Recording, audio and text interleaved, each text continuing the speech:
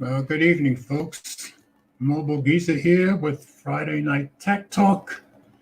And at the moment, I'm by myself. Ted is in the room, but he's not quite completely set up yet. So we'll just give him a minute to finish setting up. Welcome, Max Tech Studios. And of course, Nigel has been here for quite a while. And Brian's been here for quite a while also. Nigel was the first one in, though, as usual. And Brian's been here. My phone kicking off every time I go live. So we'll give Ted a minute to get set up. And I hope everybody's had a good week. And now that spring is here, I guess in most of the U.S., and Phone Tech is at work is in here. Hey, Alan, how you doing? So I was just explaining to them, Ted is in the room, but he doesn't seem to be completely set up yet. So I'm just trying to give him a minute to finish setting up. And let's see. I am live on YouTube and I am live on Facebook. Okay. So welcome everyone, and this is the fourth and fifth weeks of the month that Will and Mike both take off to take care of some family issues. So at the moment, I'm steering the ship by myself. I believe Jerome Ortega will be here soon, but the workaholic was out taking pictures for his other job, but he said he will be joining. So hopefully he'll be here soon, and hopefully Ted will be ready soon, and I can add him into the stream. Meanwhile, all you have to look at is the old man, but I guess we can get started with this week's stories, and hopefully my computer won't act up. Now, I have been watching a lot of sports shows on ESPN and FS1, and now I don't feel too bad when we have tech issues because they seem to have the same technical issues on Fox Sports 1 and on ESPN. So I guess it's not just us small timers that have the problem. So anyway, I will get started with the first story of the week. And this one, of course, has to do with the coronavirus reopenings. And I chose this particular story because it has a lot of pictures from around the world. So this was on CNET, and coronavirus reopenings, how it looks as lockdowns ease around the world. I hope everybody can hear me all right. I think you can, but just let me know. So from Germany to Pakistan, Canada to New Zealand, the world is slowly starting to come back to life, but it looks very different than it did just a few months ago. So, U.S. Apple stores open with new rules. And you can see the picture here. May has seen the tentative gradual opening of schools, retail outlets, and houses of worship around the globe. The extent of the easing varies from country to country, city to city. But one thing is for sure, most parts of the world will look very different than they did just a few months ago, and likely will for some time. Here are some examples. On May 13th, Charleston, South Carolina, Apple Store workers and security guards prepare customers to enter the reopened store. Visitors now have to have their temperatures taken and wear masks in the store. Apple is also reopening some stores in Florida, California, Washington, Hawaii, Oklahoma, and Colorado. So there's, you see the mask there, you can see them taking the temperature. So London, narrower roads, that's not so easy to say, is it? Narrower roads, wider sidewalks. On London's Seven Sisters Road, on May 19th, a sign indicates that the road has been narrowed to vehicles to allow those walking on the sidewalk more space for social distancing. And you can see that they've giving everybody more space here. And I see Ted slowly getting ready to come in. I will bring him in as soon as I think he's ready. Okay, he's not quite there yet. Okay, Ireland. Small groups convene in public. Friends from different households keep their distance while meeting in a Belfast park on May 19th. Northern Ireland is allowing groups of up to 6 who don't share a household to meet outdoors. And moving on around the world, in Canada, social distancing stalls. In the parking lot of the Burnaby Winter Club in Burnaby, Canada, on May 7th, kids put on their hockey gear in outdoor socially distanced stalls. The club reopened May 6th for the first time since March 13th. Through a return to games and full hockey practices, though a return to games and full hockey practices appears to still be a ways off. Beginning May 18th, British Columbia eased some COVID-19 restrictions in time for the Victoria Day holiday by permitting groups of up to 6 people to gather for celebrations. All right, I'm going to see if I can bring in Ted. And there you are. Can you hear me? Okay, well, I let everybody know. I've let everybody know that you weren't quite ready yet. I've already started on the first story. Okay, and I'm going to the pictures around the world of the world starting to reopen. So I'm just down to Canada, and I'm going on down. I'll let you take the next story. Jerome will be here later. He was out, the workaholic was out taking pictures for his other job, but I guess he'll be joining us pretty soon. So I'm just going down through this article on CNET. Pakistan, getting disinfected before shopping. A woman walks through a disinfecting gate before entering a shopping mall in Karachi on May 19th. You can see that picture. Moving on down around the world, Spain, worshipers return to church. A worshiper sits in a chapel at Sevilla Cathedral in Sevilla, Spain on May 11th. That's the day the province started the first phase of reducing confinement measures established by the government to contain the spread of COVID-19. Nice looking church. New Zealand, space between train seats. Signs on a commuter train in Wellington, New Zealand show passengers where to sit to follow social distancing measures. Shopping malls, cinemas, playgrounds, and other public spaces reopened starting May 14th, the day this photo was taken. Nigel says he hears me just fine. Thank you for letting me know, Nigel. I appreciate it. Hitting the wrong button here. Okay. How do I get this over here? Okay. All right, continuing on down around the world. Belgium, socially distant retail lines. Customers practice social distancing in line at a bike shop in Namur, Belgium on May 11th, the first day of a partial lifting of the lockdown introduced 2 months ago to fight the spread of COVID-19. Moving on down, Israel, body scans at airport. A machine scans body temperatures at Israel's Ben Gurion Airport on May 14th as the airport gradually resumes operations with new guidelines in place. Didn't know they could take your temperature just as you're walking through. That's pretty cool. The Netherlands. Yeah, it's news to me. Yeah. Dividers between theater seats.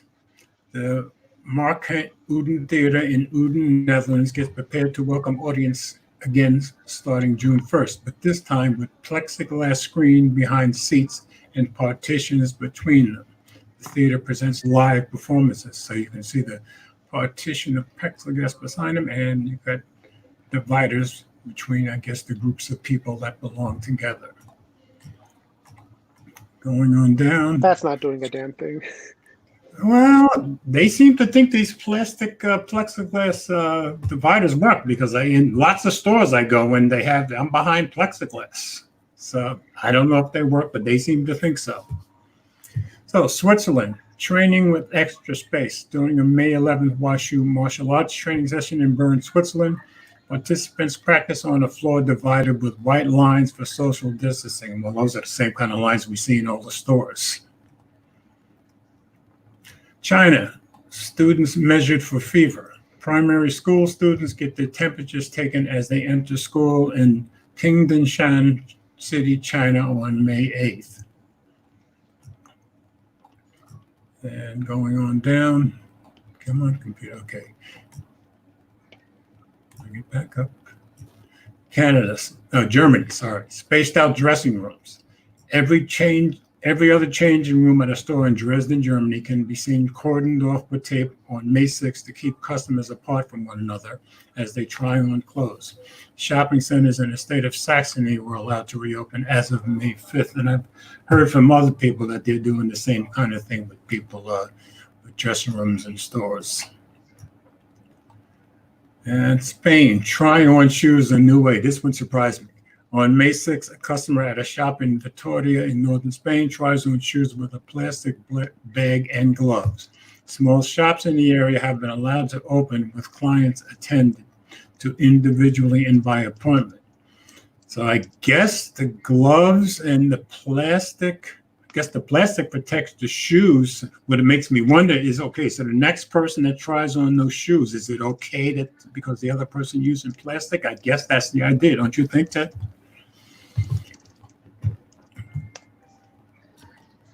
All right, coming on down.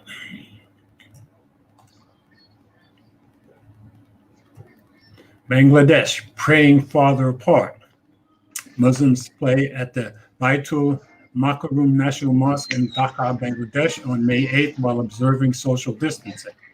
The government has allowed mass prayers to resume as part of its move to ease the lockdown imposed as a preventative measure against COVID-19. Before entering the mosque, worshipers get sprayed with disinfectant. I thought you were whistling there for a minute. That's what it sounded like.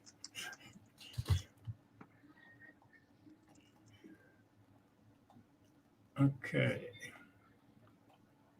Oh, he had to switch to the Mac. All right. Germany, an altered gym experience. At a gym in Dinslaken, Germany on May 11th, every other treadmill is taped off to keep gym goers from getting too close. As authorities continue to ease lockdown restrictions nationwide, businesses are reopening, tourism is becoming possible again, and more children are back in school. At the same time, health experts are monitoring infection rates carefully for signs of any resurgence. And coming down to Greece, manicure through a divider. Again, the plexiglass dividers. A masked and gloved worker at a beauty salon in Athens, Greece, gives a customer a manicure from behind the plexiglass screen on May 4th. That's the day the Greek government gradually started to ease restrictions on citizens' movement and allowed retail stores and businesses to operate in stages. It's nice taking this trip around the world. France, shampoo bowl distancing. Okay. Employees at the Chip Hair Salon in northern France carry out a test run on May 8th before officially reopening for business. The test includes adding face masks and gloves, plus markers on the floor to keep customers far enough away from one another. France is scheduled to start easing lockdown measures May 11th, so I guess they did. This is number 18 of 23 pictures. Again, France, more salon cautionary measures. And at another French salon, this one in Paris, Finance and Economy Minister Bruno Le Maire left speaks on May 5th with a hairdresser who's prepared his salon for reopening with dividers between shampoo bowls. So they seem to think these plexiglass dividers are very effective. Poland, temperature checks at shopping malls. A guard outside the Bonarka Mall in Krakow, Poland, checks visitors' body temperatures as they enter the shopping center on May 8th. Shopping centers across the country have started to reopen after 7 weeks of lockdown, but with limits on the number of shoppers allowed in. Germany, distancing lessons for students. In the schoolyard at the Petri Primary School in Dortmund, Germany on May 7th, students get a lesson on social distancing from school director Juan Carlos Boeck. The school reopened the week of May 4th for some pupils following lockdown. Indonesia, studying but not too close. Students at an Islamic boarding school in Bogor, Indonesia keep their distance while reciting Quran at the Darul Quran Mosque on May 8th. And I think we've got one more picture. And we're back to Germany. Museum reminds visitors to stay apart. At the German Historical Museum in Berlin, a sign on the floor at the entrance to the exhibit, Hannah Arendt in the 20th Century, reminds visitors to keep their distance. The exhibition opens May 11th, which I guess it did, and traces Arndt's observations on subjects including totalitarianism, anti-Semitism, refugees, and the Eichmann trial in Jerusalem. Museums across Germany are beginning to reopen as authorities continue to ease coronavirus lockdown measures. So it's just like a pictorial article showing that things are slowly beginning to open up worldwide, which is the same here in the U.S. Waiting for Ted to get back, but you guys make any comments that you want to make?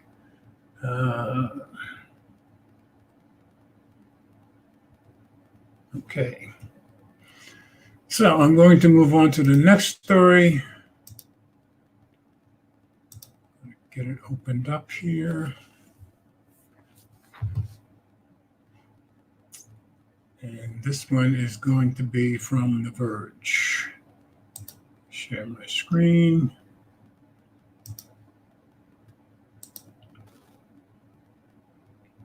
And I think Ted's about to come back. So we'll give him a second to see if he gets in okay.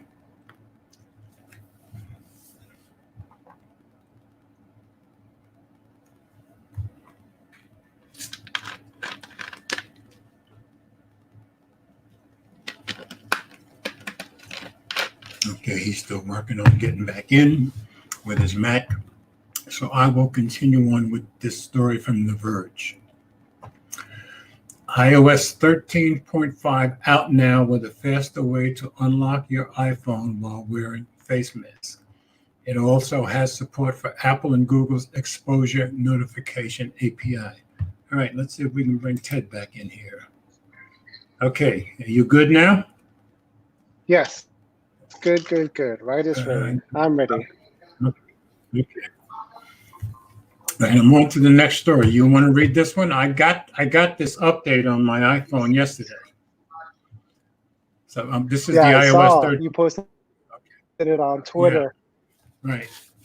This is the iOS 13.5 story. Okay. So I've got it up there just whenever you're ready. All right. So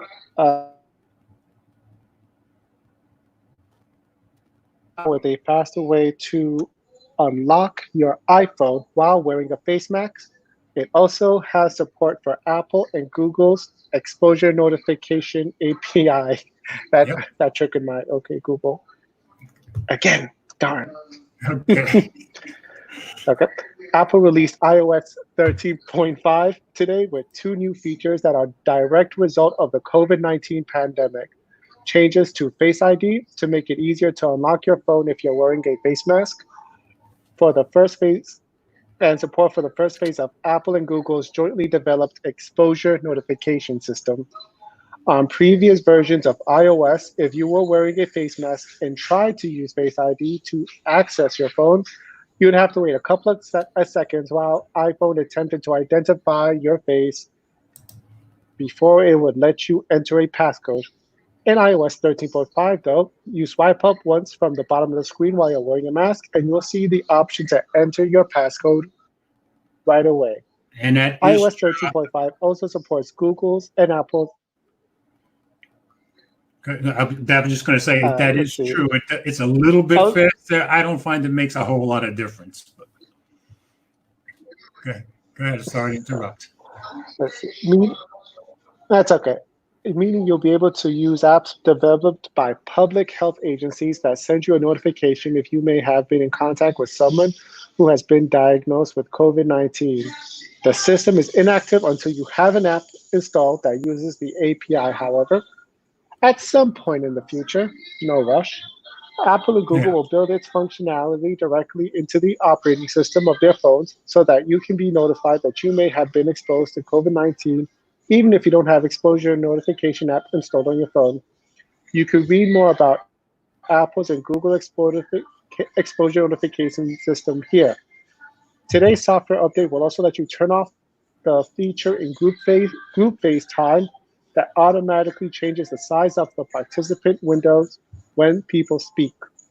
So, towards the end of that article, it said when Apple and Google build this functionality directly into the operating systems, I wonder if that you'll be forced to use it, or will you still have the option of using it? I'm just wondering. I think it'll always be a feature that's going to be there. It's the question of whether they'll let you disable it. Yeah, that kind of makes sense. I saw a comment from Brian. Brian says, I got the peasant iPhone, so not sure what the difference is. Brian, I found that, yeah, it's a few seconds faster when I had the mask on, but it didn't really make much difference as far as I could tell. Maybe 2-3 seconds quicker. That was about it for me. So that's all. The only difference. What's the peasant iPhone? Is that he means he doesn't have a Pro, or he has an iPhone with Touch ID? I guess he means the iPhone SE. I would suspect either the first or second. In that case, he's ahead of the curve. Yeah, exactly. Okay, so he's ahead of the curve with Touch ID. That's true. All right, so our next one. By the way, have you used Group FaceTime? I use FaceTime. You know how it is with Will. Will makes everybody use everything iOS. So the only time I've actually used FaceTime has been with Will and Mike. That's just how it is. I have never used it. Okay, yeah. My family was not on FaceTime, but I gather a lot of other people's are, including Will's. But the only time I've actually used it was with Will and Mike, and it works great. But I find what's Google's Duo? I find Duo just as good for me. So, but I know everybody raves about FaceTime, and that does seem to be the one that everybody measures against. So, all right. So the next story. Let me get my screen shared. I'll take this one. Okay, and this is on CNN Business. Bring this down a little bit. There we go. And it keeps coming back. How do I get rid of it? Okay, 9/11 saw much of our privacy swept aside. Coronavirus could end it altogether. I'm surprised CNN wrote this article. But I got to give them credit for being fair. London, CNN, spit into a cup when you land in an airport and your DNA is stored. Every phone in every city talks to every other nearby device. There are exchanges floating somewhere out in the ether. Cross-border travel is enabled only by government sharing data about millions of private movements. These are all possible visions of the future that the coronavirus pandemic has rushed on us.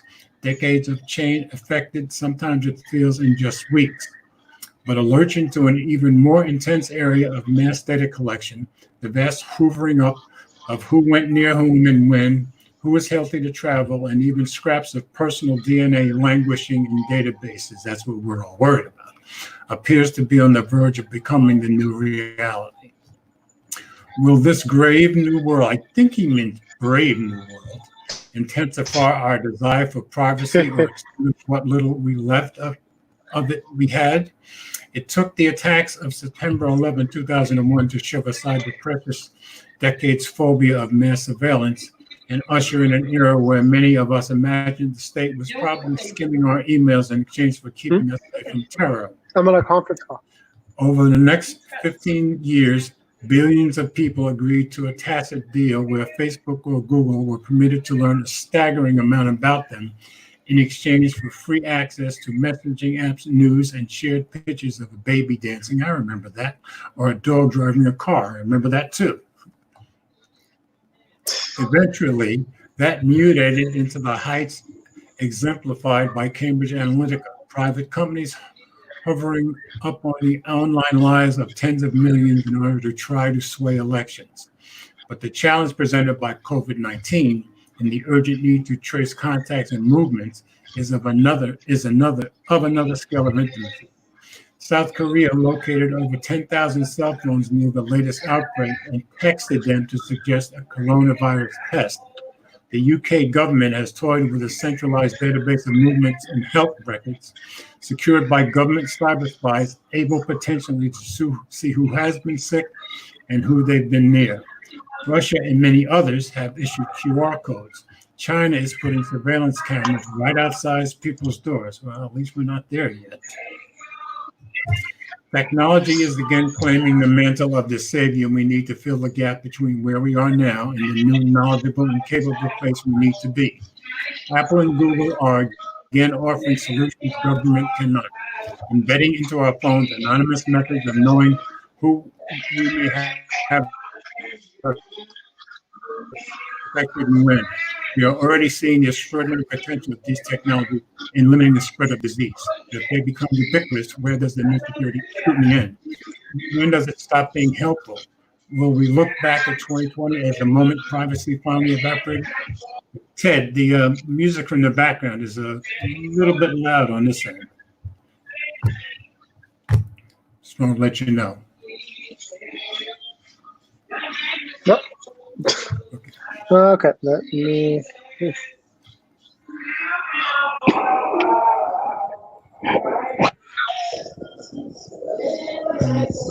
That can seem any better.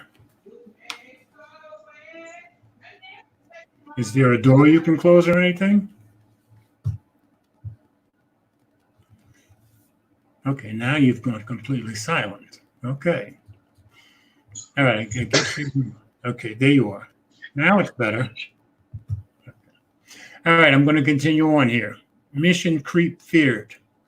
Few privacy advocates doubt the seismic nature of this moment. Some experts fear mission creep, while others see this as a chance to finally have our laws catch up with the digital age.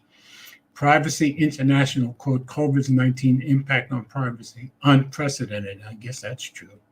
9/11 ushered covert and overt surveillance regimes, many of which were unlawful, said Eden Omanovic, the campaign group's advocacy director.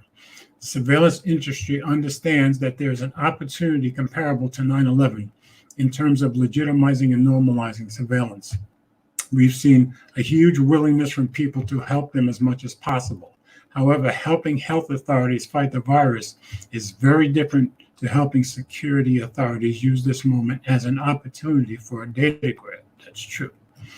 The way in which technology chooses to adapt to the moment may also define its success after it. The urgency of action after 9/11 and the things that were done just for now that became commonplace and permanent carry valuable lessons that governments may still choose to ignore.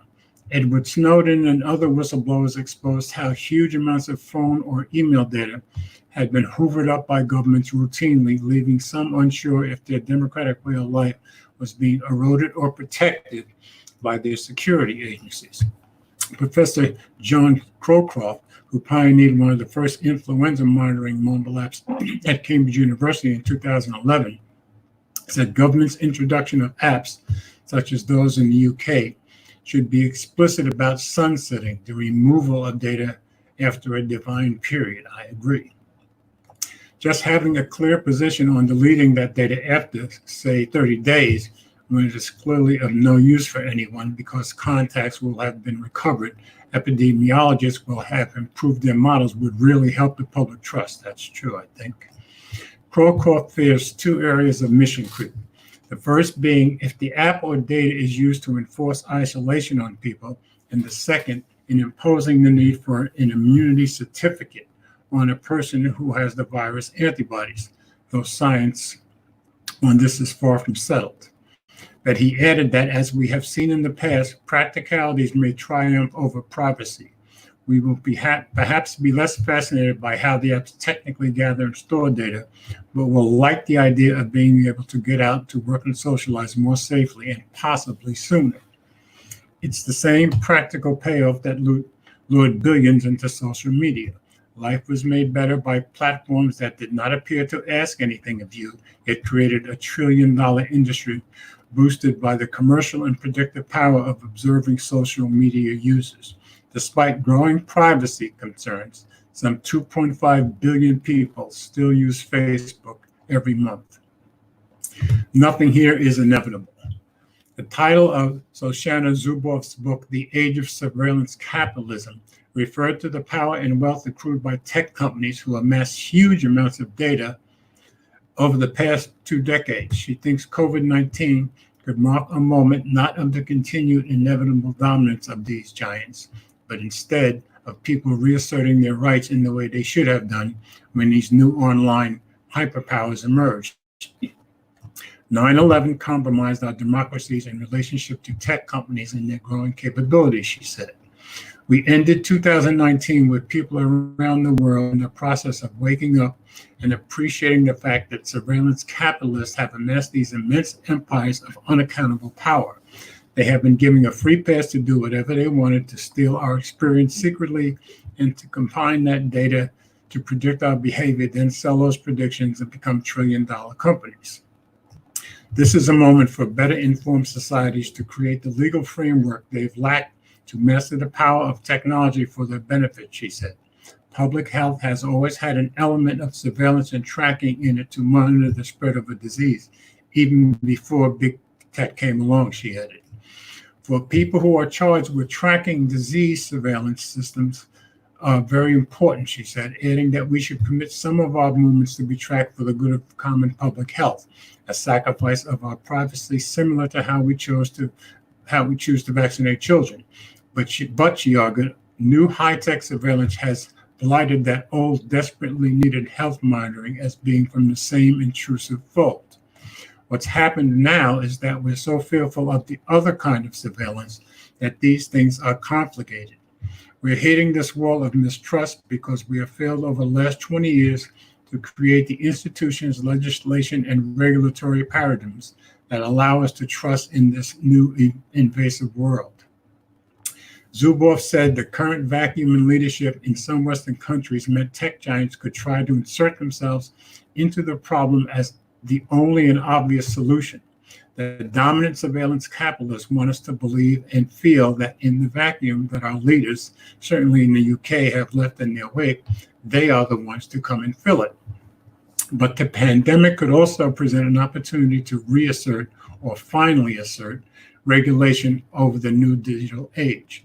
Nothing here is inevitable, she said. We have a responsibility to society as well as to the privacy of individuals, and we can do both. The answer to that question is entirely up to us. Yet, like 9/11, the moment is one of panic, coping, and rush for a return to normalcy, and less of a nuanced discussion about how the crisis can become an opportunity to fix the wrongs of the past. Without that discussion, our new normals may become a world in which a little bit more of our inner selves is out there in the ether at the risk of misuse. So what I found interesting about that is that, as an American, I think of all this thoughts of our people about our surveillance and our security as a very American thing, but obviously it's the same in the UK. So I guess that's probably much the same around the world. So just a very interesting article. Any comments from you, sir? Yeah, and although I think in the UK, their citizens are losing the fight of their privacy, we are more successful. Oh, really? Now, what are you basing that on? Well, no, their Security Gathering Intelligence. I think it's called GCHQ. They have like it's legal for them to, get a lot of domestic intelligence with them from their citizens. Okay. And then also, people in England are way more comfortable being surveilled from all the CCTVs they put up everywhere. Right. I think it's like 40% or is it 30% of all the CCTVs in the world are in that small island. Okay, didn't know that. Rhino says I read well. That's good. Okay. Get that over here, and we'll go on to the next article, which you will take if you don't mind. Pulling it up now. This is going to be about The Apple one? Glass. Yeah. Too bad Will's not here to read this one, right? All right, let me share the screen. And this is once again on CNET. Okay. Apple Glass. Major leak may spill details on long-rumored AR glasses. Apple Glass will reportedly start at $499 and work with prescription lenses. Apple's been rumored to be working on a pair of smart glasses for years. On Tuesday, front page tech host John Prosser, oh my gosh, look at that, shared He's become a major leaker in a lot of companies, I guess. Who was the guy before him? Evan Blast? I've heard. Evan Blast. Yeah, but John Prosser's the new Evan Blast. Yeah, just John Prosser's the guy, that's for sure. Wow. So, Apple Glass will pair with an iPhone and be controlled by gestures on and in front of the glasses, according to Prosser, who said he saw a video of a prototype pair. Both lenses will reportedly have displays, and there will also be a LiDAR sensor in the frames. Prosser added that the Apple Glass is meant to look similar to a typical pair of glasses and likely won't feature a camera. The price tag for glasses will reportedly start at $499. That seems very conservative for Apple. Plus the cost of prescription lenses.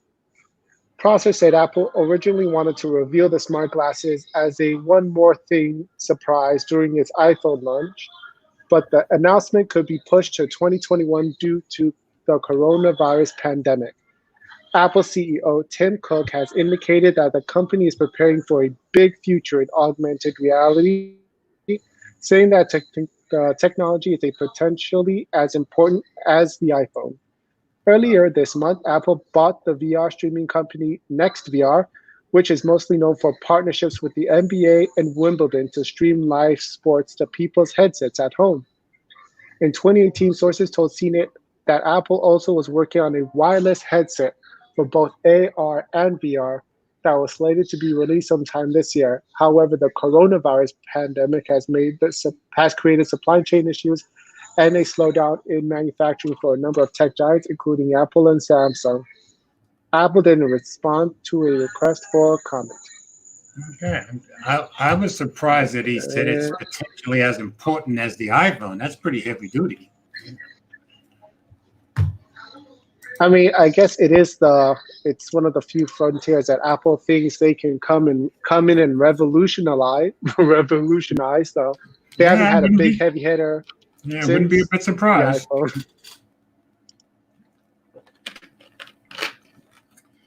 Here's Brian's comment. So $499 though. That seems like a very reasonable price for Apple. Yeah. Brian says maybe AR will now that we can't interact with people as much. Yeah, that's a good point, Brian. Didn't think about that. So what were you saying, Ted? All right, there was, speaking of what Brian was talking about, with it using AR to interact with people. I remember Facebook was demoing this feature of, where they were creating virtual reality selves and in their VR headsets, and then they were like, the way it was being demoed by Mark Zuckerberg and this other woman in the company, and they were checking out the damage to Puerto Rico from this hurricane. Right. And they, while they were demoing this feature of VR and AR, they're like, hey, look at the destruction in Puerto Rico. We Right. could give each other high fives on the record. It was completely like tone deaf, but That's yeah, I guess like in a way, it's right on message with the Zuck, but yeah, they were able to interact and sort of see each other, and there was also another interactive element being the wreckage of Puerto Rico. So yeah, there certainly is in classroom for sure. Yeah, I'm wondering, did Like, Six see that one? I'm sure he there is wouldn't have been value in too it. pleased. Okay, so I need you guys comment as much as you want. I'll try to keep up every time we finish an article. But we're going to move on to our next one. This one I thought was interesting mainly because of the Sprint going over to T-Mobile. But I'm going to share the screen here. And let's see. It's my turn to read, right?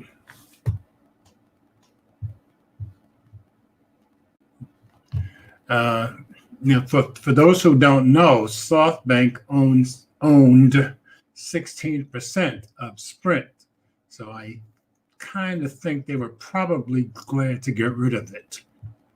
But anyway, this one's on CNN.com, and SoftBank loses Jack Ma from its board and posts worst loss ever. This is from 4 days ago. Let's see if I can. Come on. Okay. Hong Kong, CNN Business. SoftBank lost a major name from its board and confirmed historic losses on Monday.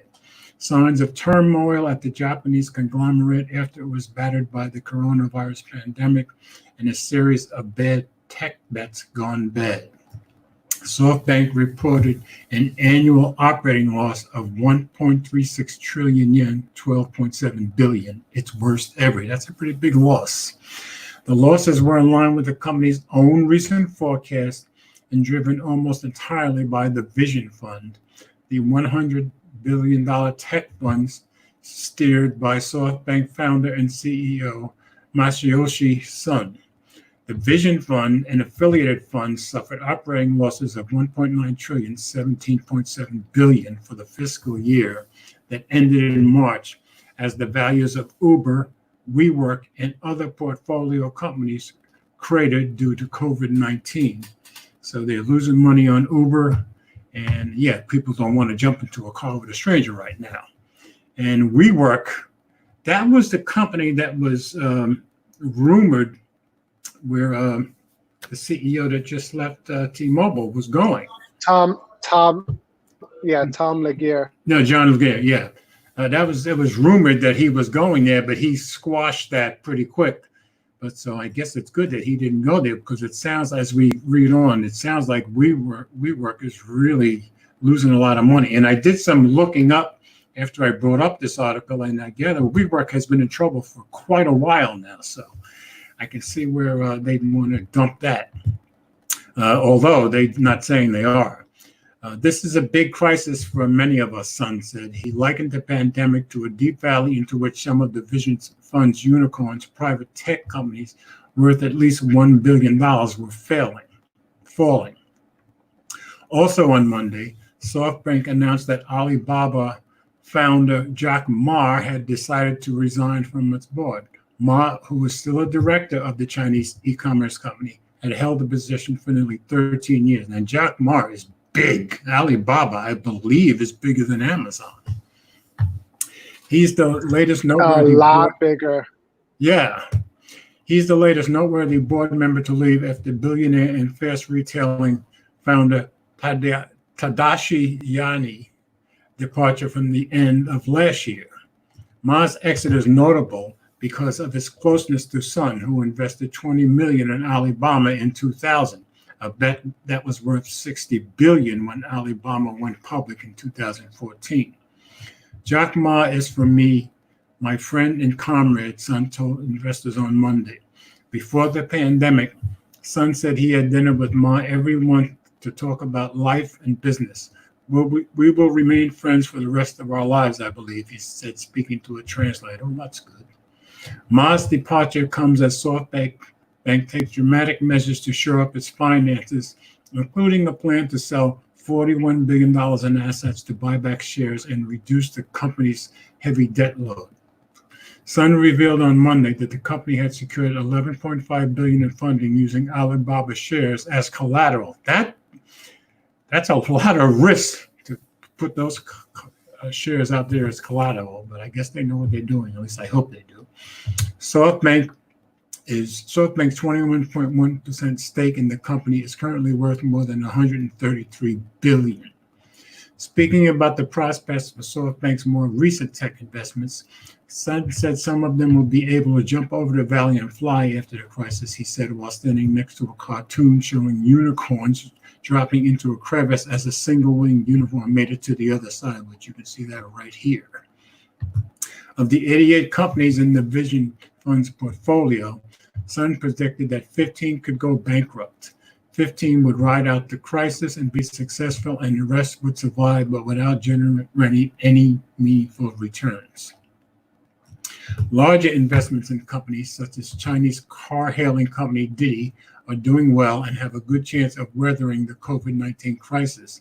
The exception, he noted, is WeWork. We made a failure on investing in WeWork, and I've been admitting that several times. Still, Sun did not go so far as to say WeWork is headed for bankruptcy, and he noted that the coronavirus crisis has made companies rethink long-term office leases, which could benefit the beleaguered co-working company in the long run. And that's true because WeWork is an office space company and they're headquartered in New York. So I can see where they might go out of business. Yeah. SoftBank, especially since they seem to have been mismanaged even before this coronavirus stuff. SoftBank also their said CEO was insane. Yeah. So SoftBank also said on Monday that it's buying back up to 500 billion yen, $4.7 billion worth of shares over the next year. The second share purchase of this size since March. That's a lot of purchase. More buybacks are on the way, Sun said the company plans to purchase $23 billion worth of stock altogether. Shares in SoftBank closed up 1%. That's pretty good, outperforming the broader Nikkei 225, which ended the day 0.5% higher. The stock has lost 21% since its most recent peak last July. So I guess they're probably glad that they got rid of Sprint too, would be my guess. Yeah, but that seems to be the least of their worries now. Yeah, true. Yeah, I don't see WeWork lasting much longer. Do you? No. Once Corona's over, there'll be Blockbuster in the Netflix era. Yeah, and office space will be like ghost towns in a lot of places, And Will is in here. Yo, Will. Yeah, what is it? Facebook. I think it was Facebook that mentioned. I think it was today. Facebook mentioned yesterday that they're actually going to actively move towards teleworking for a majority of the employees now. Oh, okay. Which kind of, I guess, makes sense. I think a lot of companies are going to end up kind of staying that way, don't you think? I don't know. I think it's over here, the Chase campus. They feel like they spent a lot of money on building up their campus, so they're going to be reluctant to just be like, people can work from home. So they're going to want to use it. That makes perfect sense. Will, you missed the story about the Apple glasses, but I'm sure you'll be showing it to us at some point in the near future. So. Okay. With the stunner shades. With what? Stunner shades. How do you think they're going to look? Exactly. I think the Apple. Well, you're thinking stainless steel frame on Apple's AR glasses? My guess is they're probably going to be able to get them in multiple ways, is my guess. And the couple of pictures I've seen, they look pretty good as far as glasses go, in my opinion. So, all right, moving on. The next story is about AT&T with their 5G, and I'm going to share the screen. And that's me. And this one is going to be you. All right. And, okay, I've got it shared, and this is on The Verge. AT&T won't remove fake 5G logo even after ad board says it's misleading. The company says it will stop using the terminology only in its advertising, by Nick Stadt. Talk about stubborn. Okay. AT&T's actual 5G network is rolling out to major parts of the US this year, but the company's fake 5G network, which it calls 5G Evolution and shortens to 5GE when it appears on the corner of smartphones, has remained a subject of controversy for the last 2 years. Now the carrier has decided it will continue the charade even after the National Advertising Review Board, the NARB, recommended it cease using the misleading term as well as the phrase 5G evolution, the first step to 5G. According to telecom news site Light Reading, what's AT&T's argument? Well, according to the report, AT&T says it will comply with the recommendation as it applies to advertising like marketing campaigns and branding, but that logo doesn't qualify as such and therefore can stay. Agreeing with NAD's findings and recommendations, the NRB panel determined that both claims will mislead reasonable consumers into believing that AT&T is offering a 5G network and recommended that the claims be discontinued, reads the NARB press release on the recommendation. At NAD and on appeal, it was not disputed that the AT&T network is not a 5G network. As a reminder, 5GE is simply a modified and in some cases slightly faster version of 4G LTE standard, but it comes nowhere close to the speed promised by the actual 5G spec finalized by the International Cellular Standards Group 3GPP in 2018. AT&T uses its custom logo anyway, putting it in the corner of smartphones and marketing the superior network speeds, despite the confusion it may cause customers, and tests that prove the benefits of the network upgrade are negligible. The company has also launched ad campaigns claiming 5GE was part of the first steps to 5G, when nothing about that phrase was actually technically accurate. The NARB took up the case after a complaint from competitor T-Mobile led their NAD, a self-regulatory investigative unit for the ad industry, to label AT&T's marketing and its 5GE logo misleading. AT&T appealed the decision to the NARB. The appellate half of the ad industry's self-regulatory process, and the NARB agreed that 5GE was wrongly informing customers about the nature of network speeds they were receiving.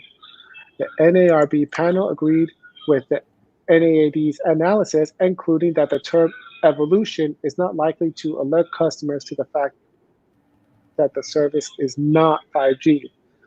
The panel noted that the current prevalent technology in wireless is 4G LTE, and LTE stands for evolution. Thus, consumers may well interpret evolution in the challenge claims as signifying that AT&T's technology has already evolved into 5G. AT&T's marketing ploy looks even sillier when you factor in the company has a real 5G network, is currently to market to customers as a faster and more reliable alternative to Verizon's. Just last month, AT&T finished its largest expansion yet, adding 90 new markets for a total of 120 customers across 190 markets with access to 5G, once the majority of customers have 5G-ready phones, of course. Yet convincing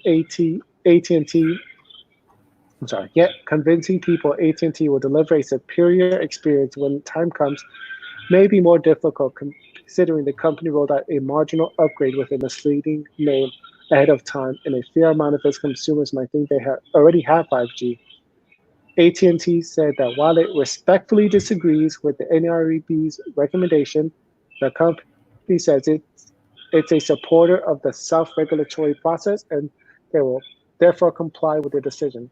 It wasn't immediately clear exactly what compliance meant in this context, as AT&T did not expressly say it would remove the 5GE logo from smartphones running on its network. The company says it's already ceased using 5G evolution in its branding, and it was already likely AT&T would abide by the NARB recommendation in all future marketing, considering its promoting its real 5G network. Yet the statement given to Light Reading now confirms AT&T won't make the one change that actually matters, removing the 5G logo that appears on phone screens on tens of millions of AT&T customers. Yeah, so what they really mean when they say they're going to abide by the recommendation is they're not going to use it in their advertising, and they're also not going to take it off their phones. So they're not abiding by anything, in my opinion. So, but I also agree with the article that it's going to make people distrust them more as the real 5G network does kind of spread out. I agree with that. I don't think it's going to do anything with distrust, because people still don't even know what 5G is. Yeah, but they will. Just like they're fake. And I think a lot of people are going to remember they had that 5GE that's still on their phones, and they all know it's not true, or at least a lot of them know it's not true. I'm sure more and more people will know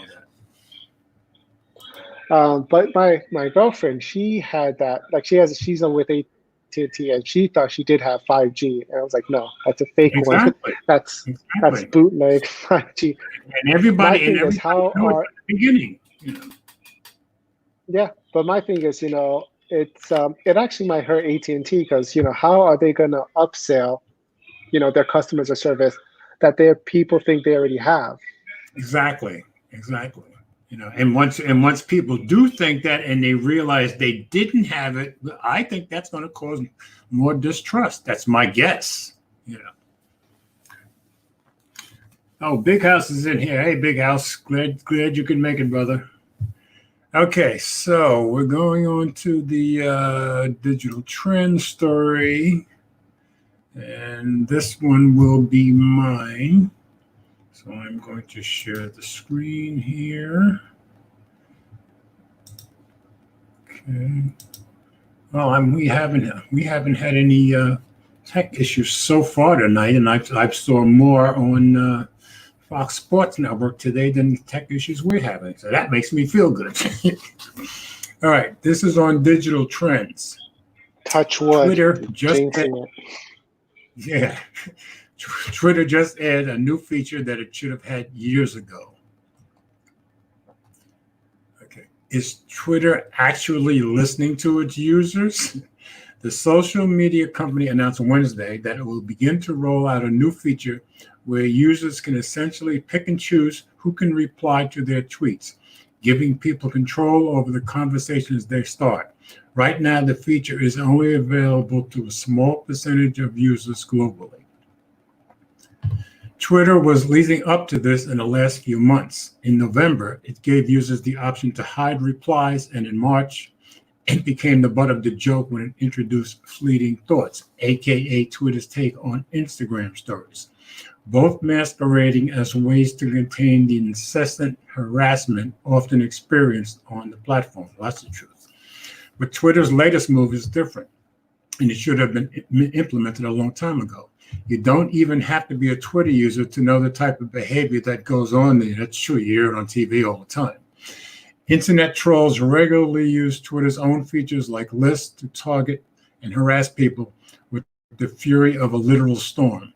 And if you're a woman on Twitter, you are more than aware of the consistent storm of threats, unsolicited sexual innuendo, and abuse that takes place. Even celebrities have left the platform for these reasons, leaving behind millions of followers in pursuit of mental health. We can't blame them. In 2019, Twitter stopped sharing how many of its users were leaving each month because so many of its accounts were bots and spam. You can see some of the one of the tweets right here. Okay. Wading through hundreds of tweets filled with insults and trolling just to find out a select few from colleagues and friends can be exhausting. In short, Twitter's latest conversation settings will not stop all harassment. Users will still have the opportunity to retweet with comments and take screenshots. But the ability to choose who can reply will make harassment less visible to those who are sick and tired of being targeted in their replies. This isn't censorship in the slightest, I agree. It will just have to take place elsewhere in someone else's replies. Tweets and reactions may not live in the same place anymore, but that may be for the best, and doesn't mean those who are interested can easily sniff it out. Conversations can now be more focused and with people whose opinions you actually care about. And let's be honest, the option to manage who can call you cringe and who can't, it's all users have ever wanted. And I agree. I think this is a good move. Sure, it won't clear up everything, but anything that helps you get some of the vitriol that you get on Twitter, I think is a good thing. So I think it's a move in the right direction. Yeah. Okay, obviously you're not thrilled about it. No. I think, I think it's just an additional feature. And, with most features, there's a good and a bad to it. Yeah. I think my first experience with that feature was yesterday, where a Twitter account said, reply to this thread if you want to be verified using Right. that feature. And that's Right. when I first learned about it, where you could only reply to it if you were tagged in it to begin with. So a lot of people were pissed about that one. But Yeah, but I think it's still a good thing because people do get harassed like crazy on Twitter. So, especially big shots. yep, they do. That is true. So, okay. But I'm thinking, it's probably just going to create like echo Create what? echo chambers. Oh, okay. People people just talking like a circle jerk. Okay. I just think it's anything that helps has got to be better than it is now or than it was before they added that. So I think it's a good thing. Okay, so our last story. And let me share the screen, and this one is going to be on you. Okay, let's see. What do I got? This Your is again car on knows CNN. secrets about you. Yep. Here's how to protect yourself. Ooh, this sounds important. This is Okay, pretty let's see. interesting. Yeah. Matt McFarland. Cars increasingly resemble a smartphone on wheels, storing personal information such as our location, how we drive, who we talk to, and how we reach them. Some even hold a way to join our home Wi-Fi networks. If you ever sold an old smartphone or laptop, you probably thought to wipe the hard drive first to protect your privacy. When we sell a car or return a rental car, a similar thought may not cross our minds, but cybersecurity experts say it should. It really should. Yeah. Gosh, I never thought about it. Me too. This month, a security researcher described buying old Tesla infotainment systems online and finding personal information such as the home addresses and Wi-Fi passwords of the previous owners. The news was first reported by Inside EVS. Searchers of eBay revealed that infotainment systems from brands such as BMW, Ford, Cadillac, Mercedes-Benz are currently available for sale. This isn't just a Tesla thing. It's a every single infotainment system. Justin Shore, president of DJS Associates, a vehicle forensics firm that reconstructs crashes using onboard data. Think of all the vehicle with screens. This is ubiquitous almost. Prior research has also shown how personal information is stored on cars and can be accessed by hackers. Tesla did not respond to a request for comment. Infotainment systems have been common on vehicles in the last decade. They collect data, which can include our smartphones, contacts, emails, call logs, photos, text messages. There aren't well-known examples of concerning uses of this data when we take it from cars, but personal data has been misused when gathered from other sources. Our vehicles may be the next vulnerability that's exploited. Everything that can be used for a nefarious purpose, which will eventually be used by a nefarious person and used for a nefarious purpose. If you pair your phone with a rental car and that car gets in a crash 2 years later, personal information about you could be pulled off it. Generally, specialized skills and training are required to access a car's infotainment system and all of the data stored on it. A car's dashboard may need to be removed from the system, but that hasn't stopped infotainment systems from being available on websites such as eBay. They're often sold by companies that buy out vehicles and sell their parts. Given the cybersecurity experts recommend doing a factory reset of a vehicle when selling it, or when returning a rental car that you paid with your phone. Some suggest going even further. Phil Nuray, Vice President of the Internet of Things and Industrial Cybersecurity at the startup CyberX, said that before selling a car, do a factory reset, and then take the vehicle to a dealer and ask them to wipe it clean of data. The factory reset may not sufficiently remove all data present. To completely sidestep the issue, a consumer could buy a cigarette lighter charger and use that rather than plugging their smartphone into the USB port. However, then they won't be able to enjoy the benefits of pairing their phone with the infotainment system. In the long run, consumer awareness of the issue may be needed to be most impactful and better protect personal data. I agree. I'm like you. I had Factory no reset. idea. Yeah, and I didn't know you could just factory reset a vehicle, even if it's just rented. So I think that's a very good thing to learn. Maybe we should have had some idea. You've heard of T-Mobile Sync Up Drive, right? Oh yeah, I used to use it. Yeah, maybe how much information that has. If someone ever took that thing. Oh yeah, you could track your car from wherever it went. Yeah. Yeah, you could track your car, see how much gas it's in. Yeah. It was like an OBD, so it reads up your engine. It would even tell you knows when about someone's hit the car. It would tell you about your tires. I loved it as long as I wasn't paying for it. It was only $15 to pay for it. Yeah, but depends how long you stay in your car. Well, ZTE. Or you want ZTE let me use it for about a year, I guess. Oh, that's nice. Yeah. That was nice.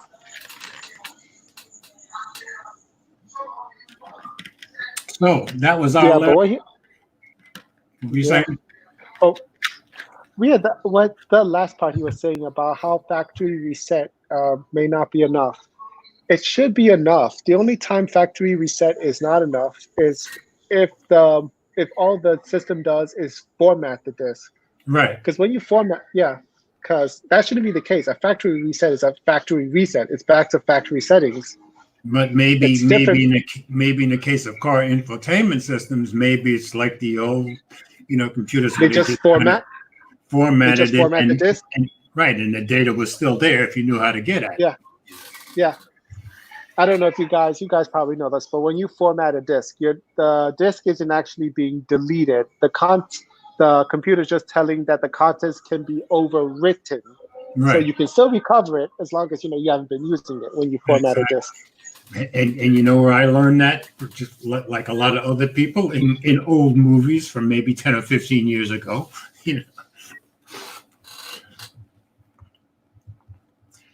So we've been through. I learned that from when Linus. Oh, I learned that when the Linus service crashed, and you had to pay top dollar for a data recovery specialist. Okay. Anyway, so Jerome did not make it. I guess he's just out there working like crazy, taking pictures around Chicago. And I don't blame him. Well, if the weather's good, Anyway, we've gotten through another Friday Night Tech Talk, thanks to Ted. And we got through 9 stories tonight, so that was pretty good. And Android Stud, I'm sorry, I didn't even recognize you, even though I did put your comment up on screen, but certainly glad you came in. What is this Brian saying? Got the inside info with the job, George. Okay. Oh, thanks, Brian. Let's see, what else does he say here? Most rentals get driven, you drive it like you stole it. Well, since I hopefully still work for one of the world's largest rental car companies, I wouldn't say that, but I know what you mean. Anyway, folks, thanks for coming in with us once again. Thanks for being on board with us. Ted, do you want to take next week, or do you want me to lead it? I got this. Let me do that. All right. So next week, folks, we will be on TED Talks for Friday Night Tech Talk. I feel like At 8 p.m. Eastern, not 8 p.m. Central, Eastern. right? Exactly. Exactly. 8 p.m. Eastern time. All I feel right. like I have to validate myself after that last stream I did. Hey, it was your first shot, so you did pretty well for your first shot. So thanks to everybody from Facebook who joined us. Thanks to everybody on YouTube who joined us. And we'll be back again next week. And I hope everybody has a blessed and pleasant weekend and enjoy the spring. Yep. Have a happy Memorial Day weekend, guys. And that's right. It is. I almost forgot about that. Enjoy your Memorial Day weekend, guys. See you. Peace. And now we wait for that pregnant pause as the